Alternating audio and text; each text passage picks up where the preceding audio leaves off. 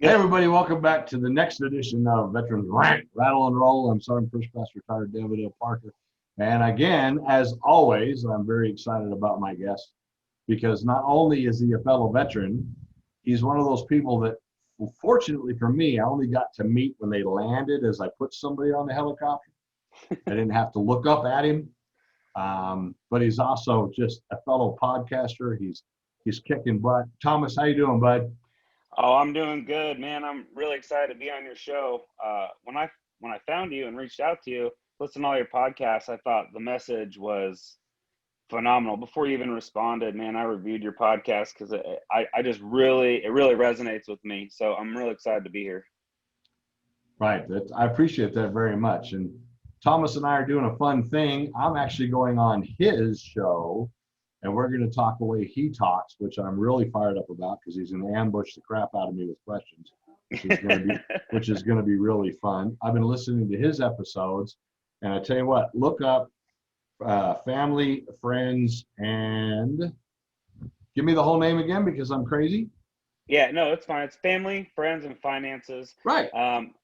I know the name isn't the best name, but people have really responded to it, so we're keeping it.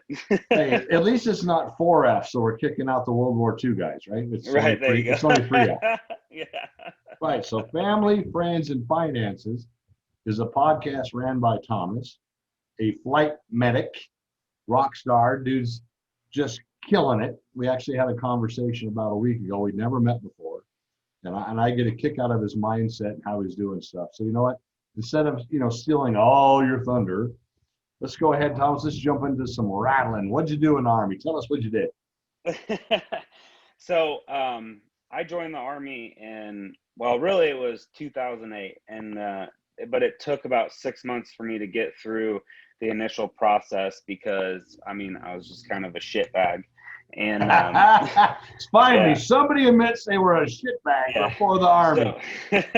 So passing a drug test was relatively hard in my younger years. You need to move to Colorado. Yeah, right. No, that's the worst case scenario. But it's too purple for me, man. I can't do it. So not bad. Yeah. Oh no, it's fine. I got in, and 2009 was when I officially came in. I came in initially as a 25 Charlie because I am. What the heck is a 25 Charlie? It's a combo guy. So I'm color retarded, right? So I can't see different shades of green and red. So they said, oh, well, you're limited and you have to pull from this thing called the rock, right? A lot of my family's prior military, but not recently, right? And so I didn't know what the heck was going on. So I was like, oh, okay, well, one of the jobs was this commo thing, and they really dressed it up. And, they said that, hey, this will benefit you in the civilian world, all this stuff that, later in my Army career, I realized is just a bunch of nonsense. So, I took this job, ended up having too many people in MOS. They reclassed me to a medic. I ended up going to Fort Sam Houston, became a ground medic. And the rest is history, man. I went to Korea for my first year, and either love or hate Korea.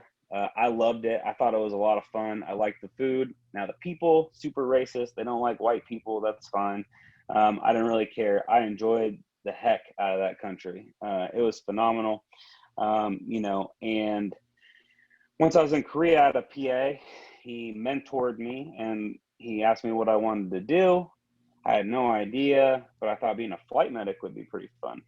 So he mentored me, schooled me up, got me to the point where I was ready. Ended up going to Fort Campbell. This is my funny story. Well, I have two funny stories for later, but this is one of the funny stories. So I will move on from there. I got to Campbell and I did end up becoming a flight medic for the rest of my career. I was medically retired in 2017. And now here I am. I had a blast though. It's one of the best experiences of my life. So let me get this straight. You're telling us the recruiters lied? Yeah, right. Believe it or not. No, come on, dude. And then you're trying to tell me that they lied so much they put you in MOS that was overstrength and you got forced reclass? Yep. 100%. Let's see. I got, my little rattle, if you've ever listened to it, I tried to get in to be a medic, and they told me I couldn't because I was racing against a child being born. I'll admit it. And they told me they were going to make me a lab tech. So I thought, okay. And they were like, from lab tech, you can transfer to other jobs. I said, okay. Yeah. So I go to Fort Lee to be a petroleum lab tech. They left the petroleum part off.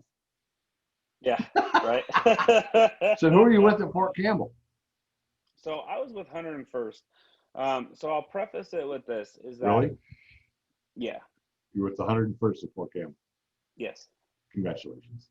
yeah, I know. It's thank God I did not get sent to the 82nd because I would have immediately lost all of my brain cells and I would have become a robot. But yeah, 101st Airborne, which is fun. They should just change it to Air Assault at this point because nobody What there is brigade? really What, did airborne. you go to the cache? Where'd you go? So so that shows your age there. The medevac detached from the cache in the late 90s. And so now they're actually an aviation asset. And Cool. so I was with 101st CAB, Combat Aviation Brigade, in 6th Battalion in Shadow Dust Off. So, we're Charlie Company, obviously, because it's medical. It's 15, a fleet of 15. And just a really small company. I mean, I think it's like 115 people. When you compare that to like an infantry company, it's pretty little. So when I reclassed, I went to the lady and I was like, hey, just make me infantry. Like most of my family did either field artillery or infantry. Like, I don't even care at this point. I just want to get out of Fort Gordon. Fort Gordon is pretty terrible. And she's like, oh yeah, no problem. Pulls up my stuff. She's like, your GT score is 135. I was like, who cares? Like, just put me in infantry.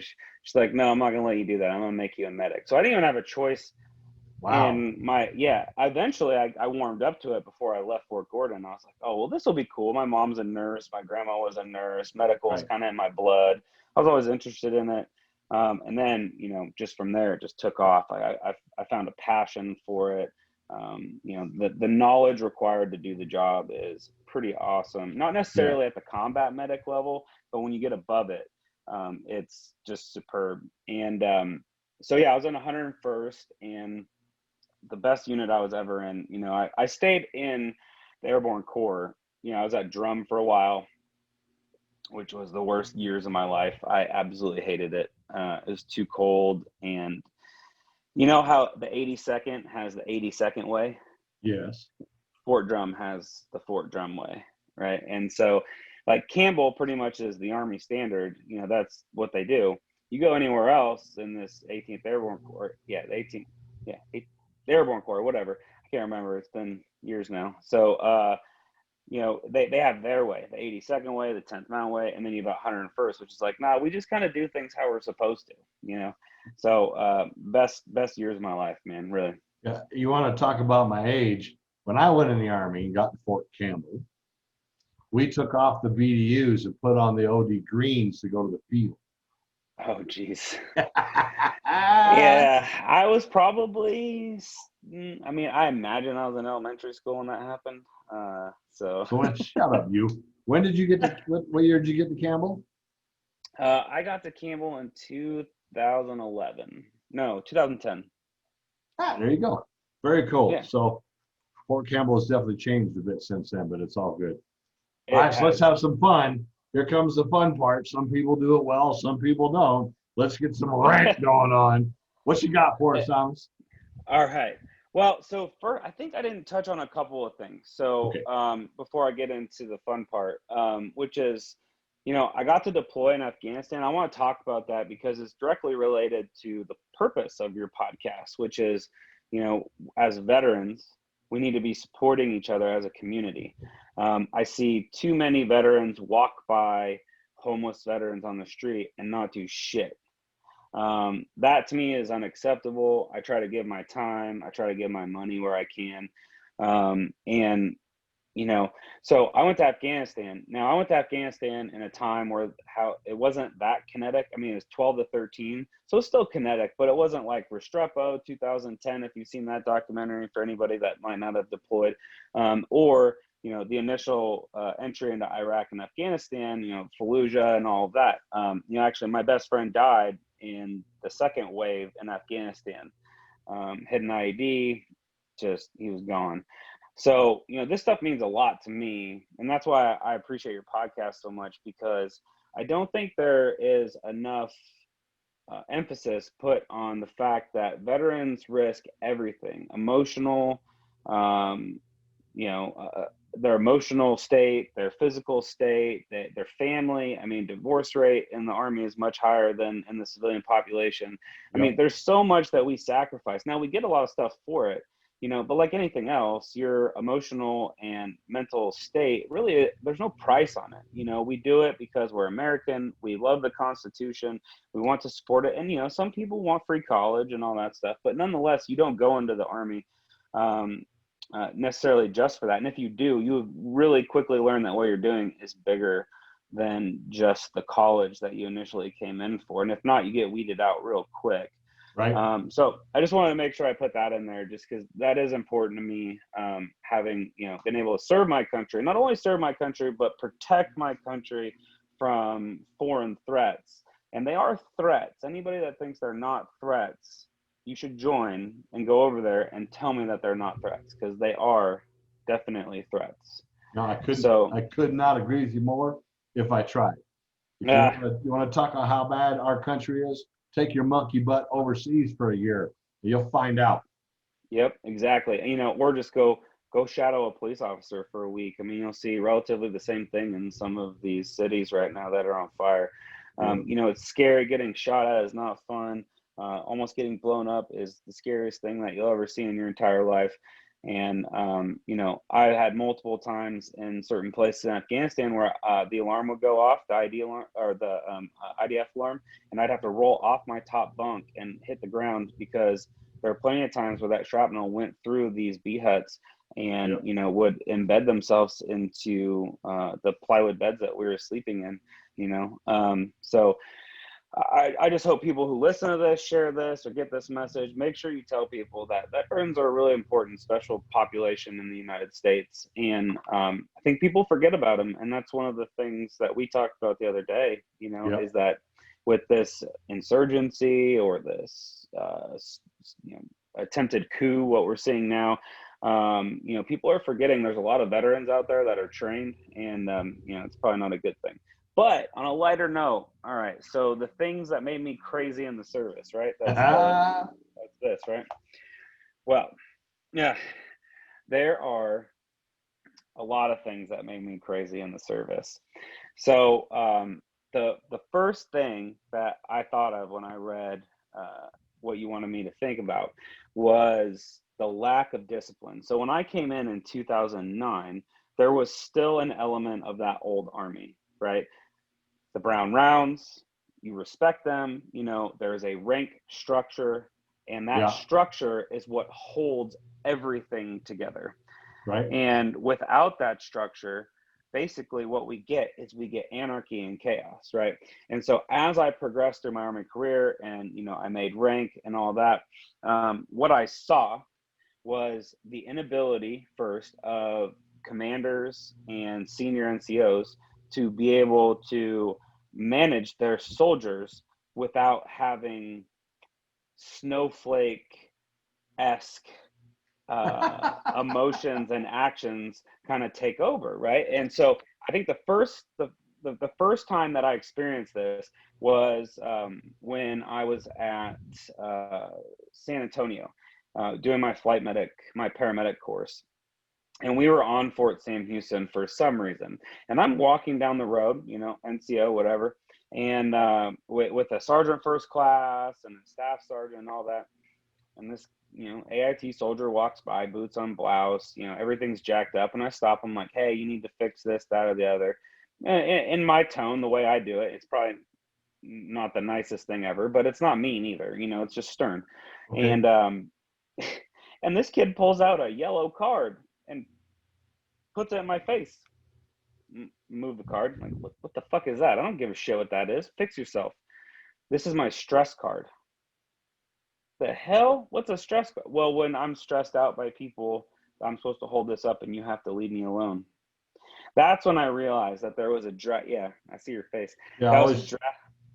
I always love that stuff because, you know, in combat, when you hold up the yellow card, the enemy stops shooting. Yeah, exactly right. Yeah, when they're closing their eyes, shooting their AK-47 at you, hoping that Allah guides the bullets into your heart. You know, they're just going to stop when they see that yellow card. So, you know, that's when I started to see this shift. And then I saw it more and more as it went on. So when I went up to Fort Drum, I set up their education program up there. Well, I didn't set it up, but I fixed it because it was all kinds of jacked up. And what I would see is when I was doing meta evaluations, people would complain and be like, well, this is how it is. These are the protocols. This is what we do. And you're wrong, right? You sound stupid. Well, everything you said is wrong. If that was my, you know, my mother, my father, my sister, I would sue you for negligence because it's terrible. Yeah. You know, not that serious. That's definitely hyperbolic. But then what would happen is instead of working that with me, right, what they would do is they would go above my head, and then these really sensitive commanders and first sergeants would be like, look, just take it easy. Like, oh, I'm sorry, is my position of authority not valid now? I mean, is that where we're at, where I'm trying to make the best version of a flight medic possible, and you're basically telling me I can't do that unless I'm sensitive about it? And when I saw that shift, I was like, man, there's just like a lack of discipline. You know, now I was definitely guilty of lack of discipline at times. I let my hair get too long. But here's the difference, is that you never knew my hair was too long because I combed it and I made it so you couldn't tell. Now, that's the wrong answer, okay? Right. But nonetheless, you still have to make the appearance that discipline is important to you. I get that a lot of these rules are draconian, right? I get that. But nonetheless, it's the appearance has to be that we're doing our best to adhere to them. When we lose that, what we lose is we lose that Army value system that is so important, that leadership that we need. So another thing I saw that really just frustrated the absolute hell out of me was favoritism. Just so old boy club.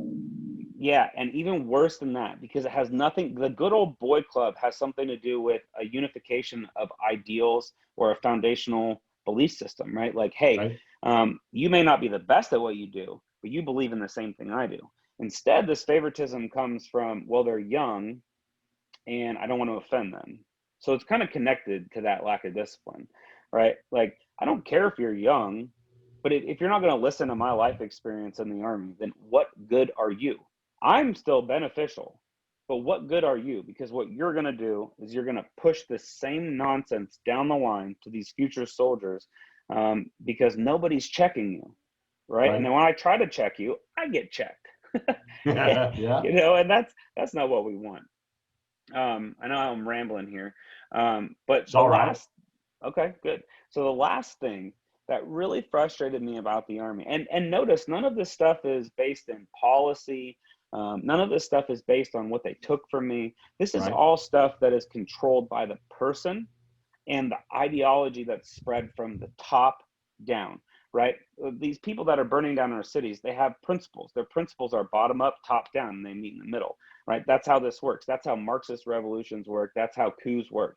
Bottom up, top down, and meet in the middle, and everybody's unified. And the Army used to work like that. But what I'm seeing now is I'm not seeing that. I'm seeing this total shift where it's like, well, we have to focus on the bottom up and the top down doesn't really matter. We'll just underutilize the command structure and we'll overutilize these young people and their opinions. Well, I don't give a shit about their opinions, to be honest with you, because you know what works is American military tactics. That's what's worked. That's what got us through World War I. That's what got us through World War II.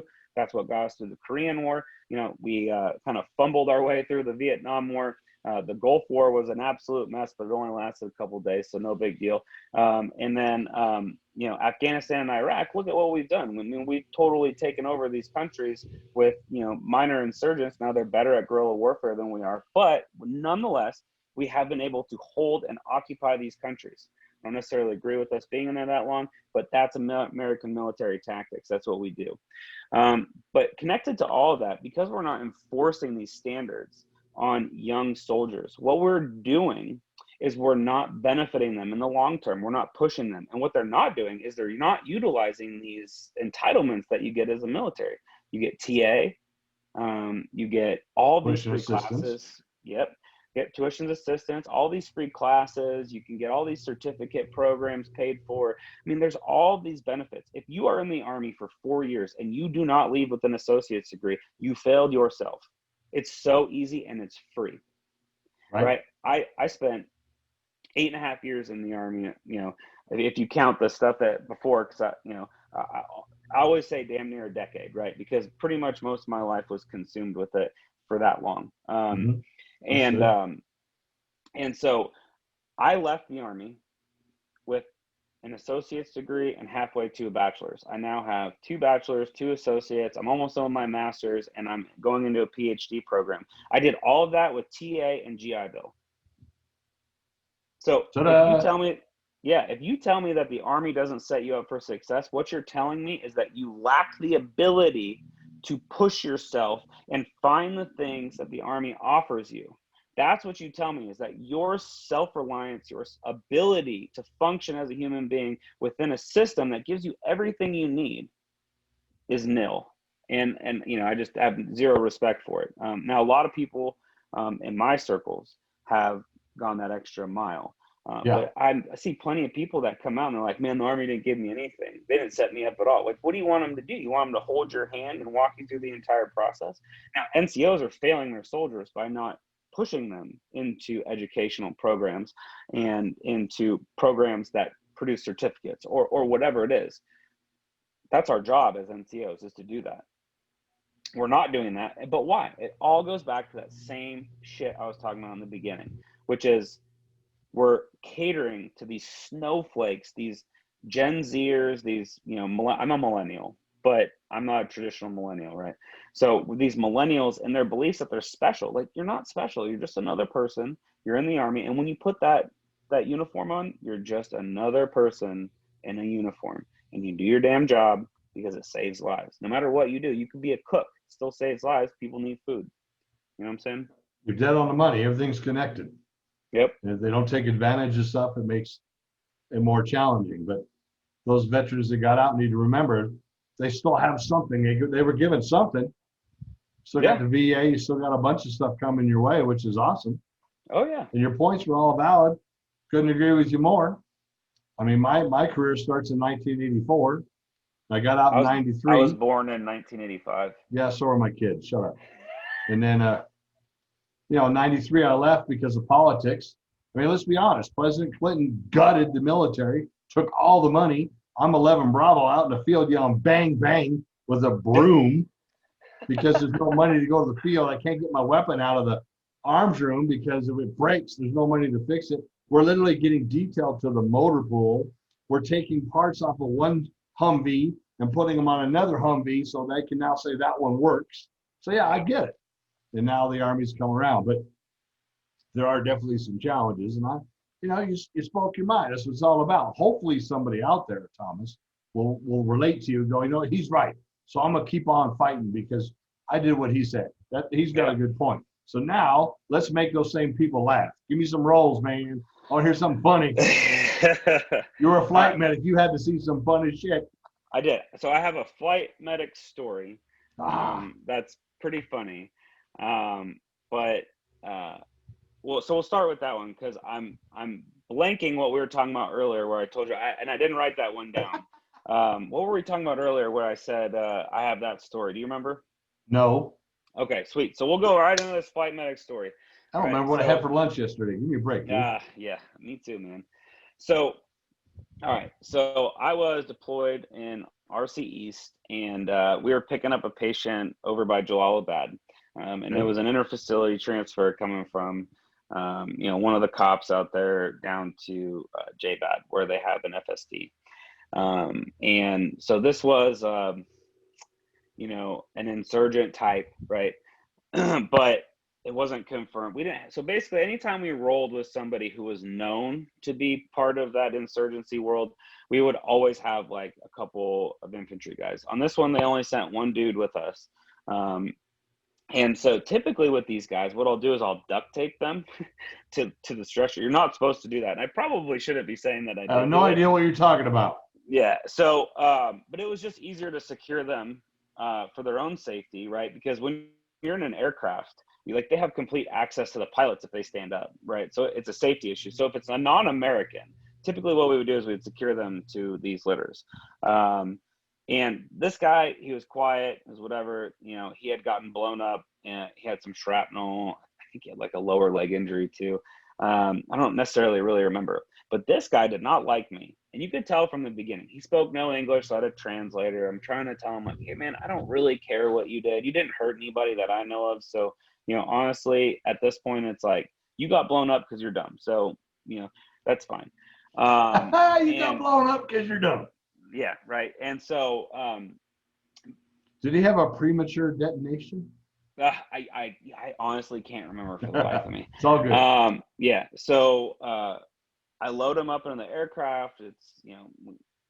It's a Black Hawk, right? So I secure the litter to the floor of the like with the BAPS plates and everything. I secure him with some ratchet straps. That's fine. Right? He's just chilling on there. He's got oxygen on. Well, this dude didn't like me, and not only did he not like me, but he didn't want to listen to me. So the most important thing with aircraft safety is that the people on it that are not crew members, they need to listen to what you say, right? That's your aircraft in the back. Okay. Now the pilots run the cockpit, that's their deal, but everything in the back with no patient belongs to our crew chief, all right? And when we have a patient, it belongs to me because that's my world. That's what I do. We only roll one medical person on a medevac aircraft, right? You got the medic and a crew chief. Now the crew chiefs are great and we train them up. So they're generally better than like an EMT in the civilian world. But in this case, my crew chief had passengers he had to take care of. So I'm on my own with this guy. I've got my M9, my M4s hanging up. It's whatever. Okay. Like this guy's really not going to get far if he decides to do something stupid. But nonetheless, he decides that he wants to sit up. He's not comfortable. So he goes, sit up. Sorry, buddy, you can't do that. So I grab his head and I push it back down. Right.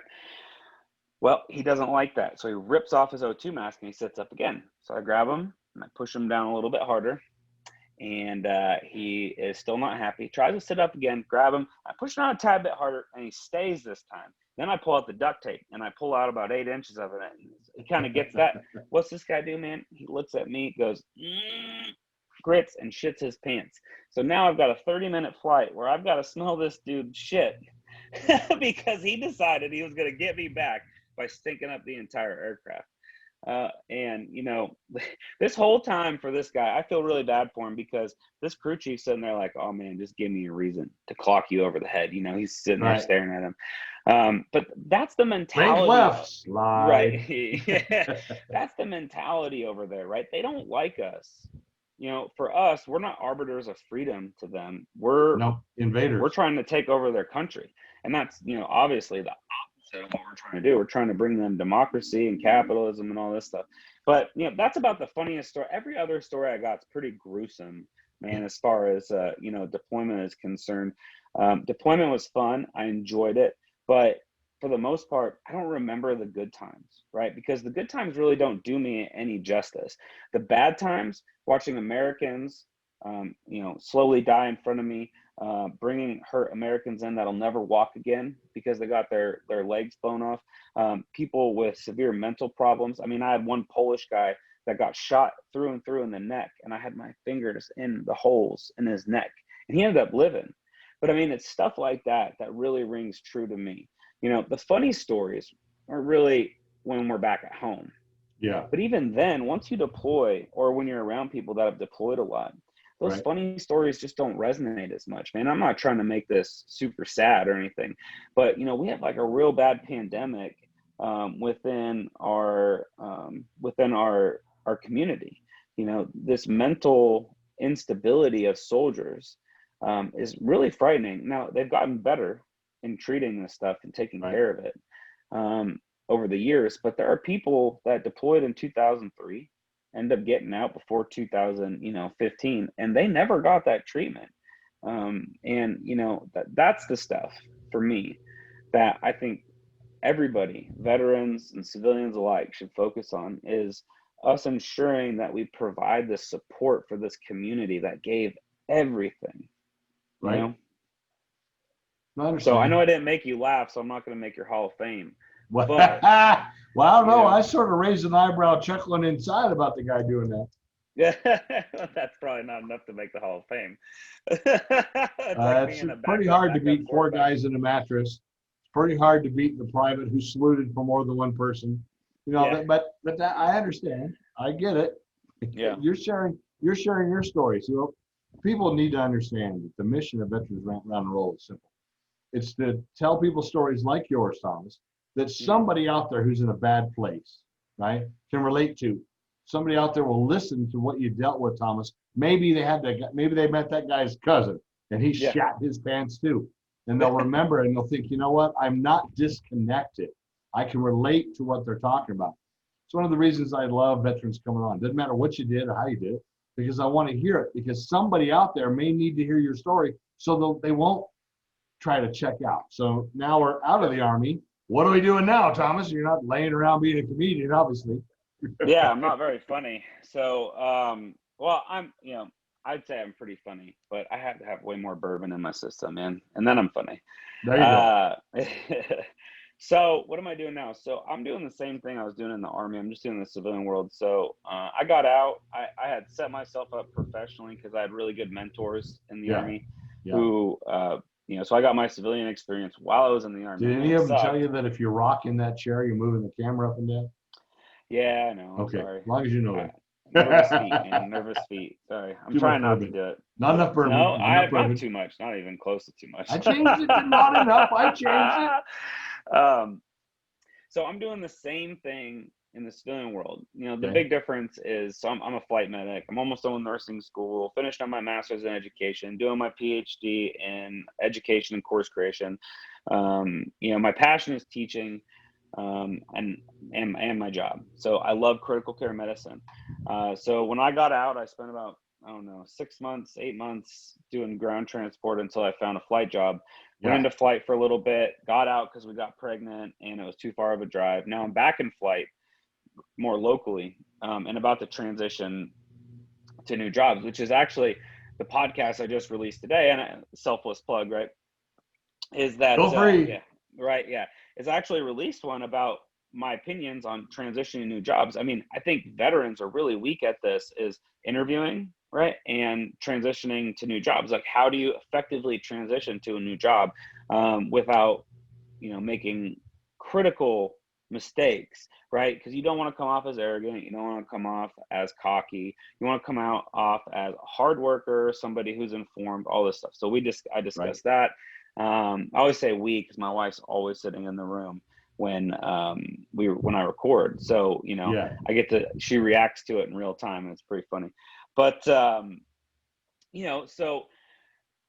that's basically where I'm at. I've got 2 kids, basically under 2, one that just turned 2, one that's 10 months old. And so, it's very busy. My wife's in pharmacy school. I'm in a master's program, trying to finish it up, about to start a PhD, trying to finish nursing school at the same time. And then, flying all the time. Like, I haven't gotten any sleep in my last 2 shifts. So you sound rather bored. Yeah, super bored, man.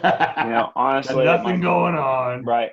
My day is filled with video games, reckless drinking, and debauchery. It's like when I owned restaurants. I only worked from 6 in the morning to 11 at night. What am I, a lazy bastard? So what about the rest of the hours?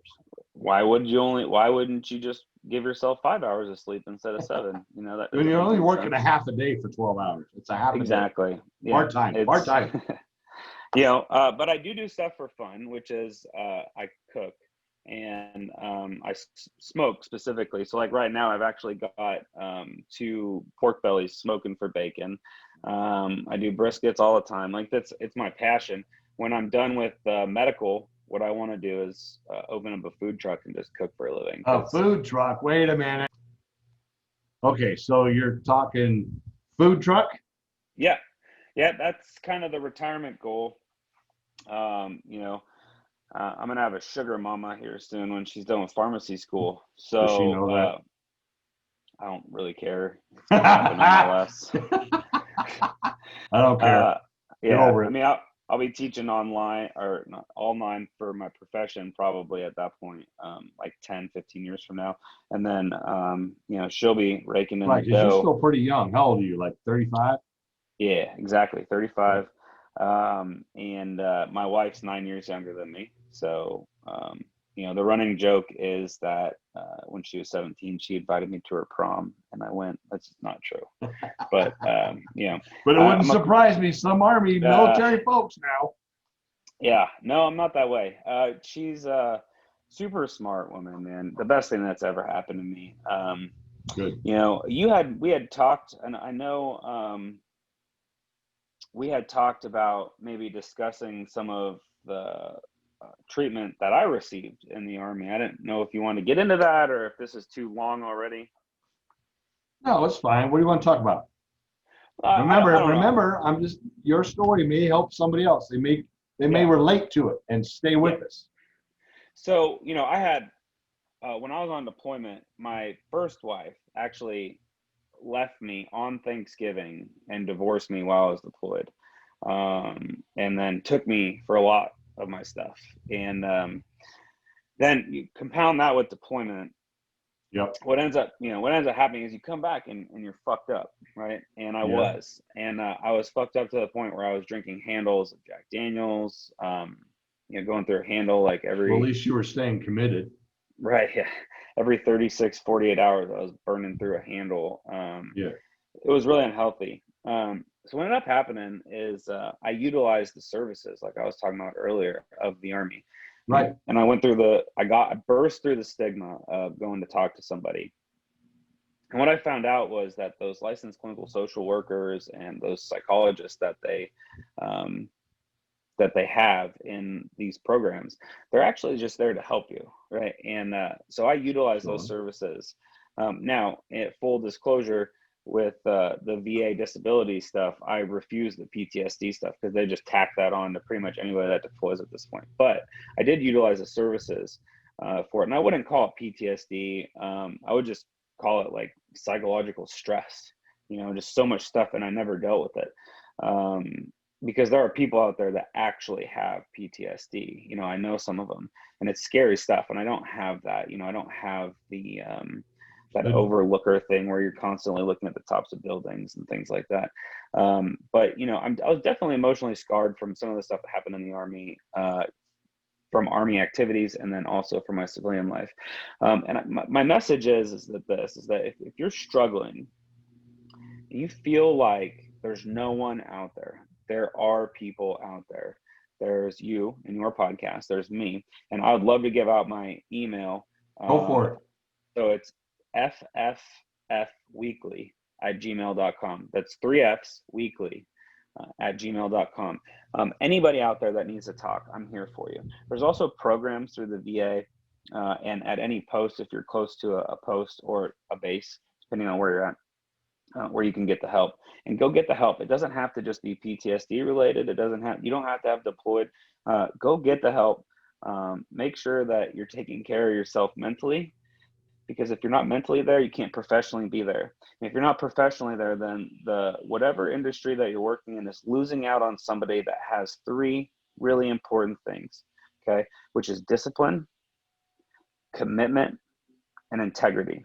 And those are 3 things that the civilian world is missing. You know, I think those are the 3 most important values that I try to embody in my everyday life. And it's important for me and for my family, for me to do that as often as possible, is in order to be those 3 things. It makes me a better father. It makes me a better husband. It makes me a better professional. It makes me a better student. It makes me a better podcast guest. I mean, honestly, you know, if you can't tell someone the truth, you know, if someone can't rely on what you're saying, and if you don't work hard, what is the point? You know, and so I would suggest everybody go get your mind right, civilian or military, honestly, but go get your mind right. Then get your physical body right. Make sure you're eating healthy, staying in shape. On whatever degree that is for you. You don't have to be muscle bound and working out 8 days, you know, 8 times a week. But as long as you are staying active, both in your brain, your mind, your conscious, and in your heart and your muscles on some level, you'll have a much better life. And it'll make you a better person. And, for anybody out there that's spiritual, make sure you strengthen that too. This is something that's new to me. If you listen to my podcast, I was a staunch atheist for a long time. And now I've really gone headfirst into religiosity and Christianity. And it's a struggle at times, because it's just a lot of stuff I haven't wrapped my mind around. But, and you don't have to necessarily be religious, but that spiritual strength is important. Believing in something greater than yourself can really be beneficial as well. Oh, that was a great message to the 22. It's exactly what we talk about here. That was a fantastic message. And I hope there's somebody out there who feels like they're in a bad place is listening, because obviously Thomas has been through some stuff and he's dealt with some shit, but he's still here. Look at him. He's still, yes, there was a pun there. That's right. Yeah, you caught it, Thomas. Good job. Hope somebody else laughed and went, oh, Parker, you little smart aleck. Right. So no, that's exactly what we're doing here. It's the message. Don't give in to the shit. You raised your right hand and you said, I'm going to do it, and you did it. And as far as I'm concerned, that puts you in the top percentile of human beings in our country, bar none. I gives a damn. Now, we want you to keep coming. We want you to keep going. I want to hear their stories. Heck, if you feel like you want to check out, call me. We'll do an interview. I'll let you rant on here for 3 hours. Don't bother me. There's plenty of data open on the internet. But Thomas, this has been fun. I look forward to coming on your show. The 3 F's, right? Yep. So we got family, friends, and financial, which you're going to have finances if you ever loan your money to your friends or your family. Got it. Yeah. All right. It's forwards, backwards. I see what you did there. All right. But it's not 4F. Every time I hear you talk about the F's, I know this is a really off the wall comment, but a million years ago, I went grocery shopping for my mother. She passed away a couple of years ago. But when she was a little older, I did that stuff. And she sent me with a handwritten list all the time. I'm like, Mom, we have cell phones, whatever. So I'm out looking at the list, and this is the bunny trail. It's just funny to me. And it says F, corn. I don't know what the hell F, corn is. So I call Mom on the phone. And then they go, hey, what is corn? She's like, what? I said, you wrote corn. What the hell is corn? She's like, frozen, meathead. And I'm like, well, you can't write frozen? Every time we talk about your podcast and all the F's, I remember that of my mother, which I appreciate that. Because like I said, she passed away a little while ago, and she's my mother. So, well, again, Thomas, I can't tell you thanks enough for coming on here, man. I've had a blast.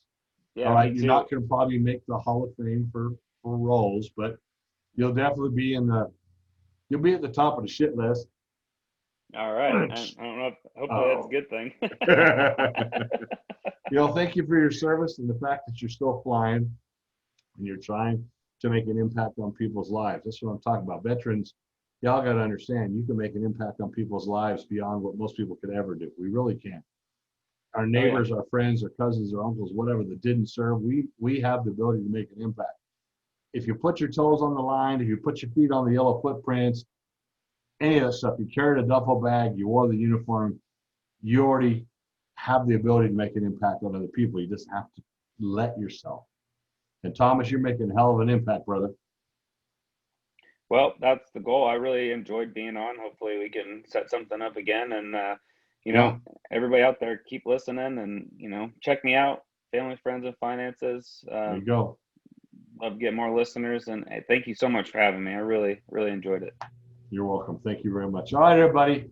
This has been a lot of fun. Our first flight medic. Any other flight medics want to come on and tell us about strapping people down? We won't tell anybody you did it, right? And between now and then, keep your head up. Remember, this is all about stopping, preventing, ending 22. Don't check out. Stay with us. You raise your hand once, just raise your hand again. Somebody will reach out and grab it and keep you going. Until the next time we see you again, hey, it's Sergeant First Class Retired David L. Parker. I'm out.